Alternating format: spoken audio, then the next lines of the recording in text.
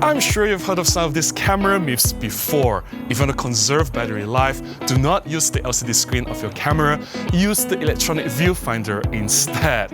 Or use the lowest ISO number on your camera to get the best possible image quality. Or to get rid of purple fringing, just attach a UV filter in front of your lens. But if I tell you that all of these claims are wrong, that's what I want to do here. I want to debunk the 5 common camera myths in this video. Let's do this!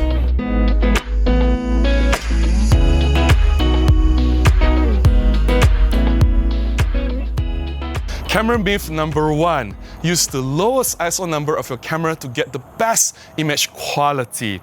That is wrong. The correct answer is use the native ISO or the base ISO of your camera to get the best possible results. And the base native ISO may not be the same as the lowest ISO number of your camera. This is especially true for all Olympus and OM System Micro Four Thirds cameras. The base native ISO is ISO 200, so if you go lower than that, say ISO 100, ISO 80, those are extrapolated from ISO 200. The ISO 100 and ISO 80 are not real ISO numbers. Those are actually ISO 200 being overexposed and then artificially processed to look like ISO 100 and ISO 80. So imagine, by overexposing and then processed to look like a normal exposure, you already lose some details, you lose dynamic range, you lose tonality, you don't get the best out of your camera. Here is a quick demonstration of ISO 80 versus the native ISO 200. On the left is the image taken with ISO 80, which is slightly overexposed.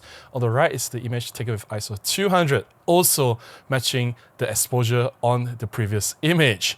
Now, we want to correct the image on the ISO 80 first. I'll roll back all the highlights, and then I'll also decrease the exposure, right?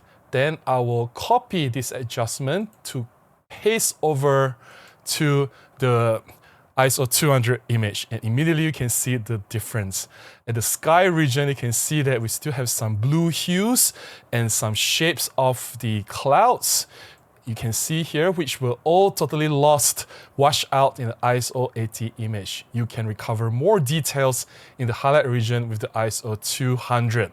Not only that, if we punch in into certain parts of the image, you can see that the mountain at the back already disappeared in the ISO 80. Some details, some contrast, some tonality were lost if you use ISO 80, which is an expanded ISO. It's extrapolated from ISO 200. So if you want the best possible image quality, I highly suggest that you shoot at ISO 200. Camera myth number 2. If you want to conserve battery life, use the LCD screen instead of the electronic viewfinder. I totally understand where this myth came from. It started from the DSLR days. In a DSLR camera, there's no electronic viewfinder. We are dealing with optical viewfinder that doesn't consume any battery life at all. It is all mirrors and pentaprism, right? But this is no longer true when we move to mirrorless cameras. In mirrorless cameras, we have electronic viewfinders that have electronic panel display, and that actually has high resolution, high refresh rate, higher contrast ratio and brightness compared to the LCD screen at the back of the camera. Therefore, electronic viewfinder will drain the battery life faster in comparison to the LCD screen at the back of your camera. This has been proven true. There are large camera review sites that actually measure the battery life or the shots taken with the camera with the use of the electronic viewfinder versus the LCD screen.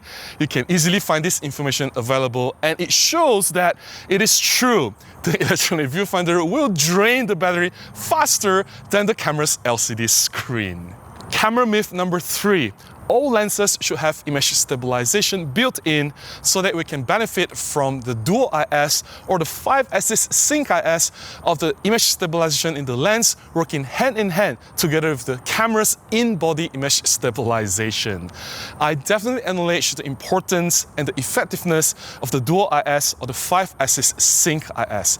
Don't get me wrong, but I also believe that the dual IS and the 5-axis sync IS is more beneficial for longer telephoto focal lengths, anything from 100mm or longer, say 200, 300 or even 400mm. Anything on the wider end, say 12mm, 17 or 25, you don't really need the dual IS. I can handhold very steadily with the camera's in-body image stabilization. Anything from 5 or 6 years ago, say from the EM1 Mark II, EM1 Mark III, or the OM1, you can handhold, steady your shot, save the 17mm lens down to like ridiculously slow shutter speeds, say 4 seconds or 5 seconds, and get tack sharp images. So if you include the image stabilization in wider lenses, say an ultra wide angle or let's say just a normal range, standard zoom range like the 12 to 40 or 12 to 60, if you include the image stabilization, it will just make the lens larger, heavier, more difficult to design, and definitely more expensive. So if the camera's 5-axis image stabilization is already good enough to handle the wider focal range, right? Why do I need the lens to have image stabilization built in? To me, it doesn't make sense. Yes, for longer lenses, say 100 to 400mm, 75 to 300, those super long telephoto lenses, I definitely would want them to have the 5-axis sync IS. Camera myth number 4. Use UV filter to get rid of purple fringing. In some comments I've noticed in some of my videos, especially on lens reviews or tests, where I mention about purple fringing or chromatic aberration, some people say that, oh, the reason you see purple fringing was because you attach Panasonic lenses on Olympus camera bodies. There is no UV filter attached in front of the image sensor in Olympus camera bodies, therefore you see the purple fringing, right? So if I've attached the Panasonic lenses on Panasonic camera bodies instead, then I will not see purple fringing problems because Panasonic has a strong UV filter in front of their image sensors, at least what these comments were claiming. So if I don't want to see any purple fringing problems, all I have to do is just attach a UV filter in front of my lens. Here are 2 problems I noticed from these comments. Number 1, I did not attach Panasonic lenses on Panasonic camera bodies. And number 2, I did not use UV filter, therefore I see purple fringing problems. Now, as a YouTuber, a photographer, doing Micro Four Thirds content for so many years, do you really think that I've never attached a Panasonic lens on a Panasonic camera body? Of course I have, many times. I'll just give you one example, not to waste your time. So this was the test of the Panasonic 12 f1.4. I attached it on the Panasonic GH4. Guess what? The purple fringing problems exist, and it's quite severe. So, where is the theory that the UV filter in the Panasonic body or the image sensor, the strong UV filter in front of the image sensor, can prevent purple fringing? That is completely bogus because purple fringing has nothing to do with image sensor. Purple fringing has nothing to do with a UV filter. Purple fringing is a consequence or a negative effect from the lens flaw. It is the focusing inaccuracy, it is the inability of the lens to focus certain light frequency properly. Therefore, you see chromatic aberration, and purple fringing is just one of them. It is a lens-specific problem. You cannot solve a lens problem with a filter in front or behind or in front of the image sensor. It doesn't work that way. Attaching a UV filter will cut certain wavelengths of light from hitting the lens. That is true, but it doesn't solve the problem. It will reduce the purple fringing a little bit, some really good UV filters, but it will also introduce other problems like glare, flare, corner softness, you'll get ghosting, and all kinds of problems like lower contrast and less details capture will affect the sharpness of the consequences or the negative impacts of using a UV filter. I don't think it's worth it. It's justified just to get rid of some purple fringing, which is, it doesn't get rid of all purple fringing, just a little bit, and I just think it's not worth it. And finally, myth number 5, lens hoods should be made of metal instead of plastic. Now, that is not a good idea. What is the purpose of attaching a lens hood? I think there are 2 important reasons. Number 1 is to prevent flare. If that's the purpose, it doesn't matter what material you use, whether it's plastic or metal, you'll get the job done, right? Number 2 is for protection. In case your lens or the lens attached to the camera falls down, then usually, high chance, the point of impact will be the front element of the lens. If you have attached a lens hood, then the lens hood will be sacrificial, they will be destroyed, hence protecting your lens and camera from the fall, right? Imagine if the lens hood is made of metal. It is so strong, it is so tough, it is indestructible.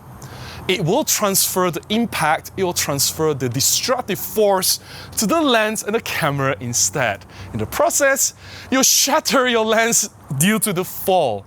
Is that what you really want? No. I think lens hoods should be made of plastic so that they can protect the lens, right? So losing a lens hood, like destroying a lens hood, is definitely way cheaper than having to fix or replace a broken lens and camera. That's all to share about the 5 camera myths, and I hope I've successfully debunked them. Do you agree with my thoughts? Or do you have any other camera myths you would like to share? Do leave some comments below. I would like to hear from you. If you found my sharing beneficial, please consider buying me a cup of coffee, or you can contribute directly to my PayPal. All the links are in the description below on how you can do that.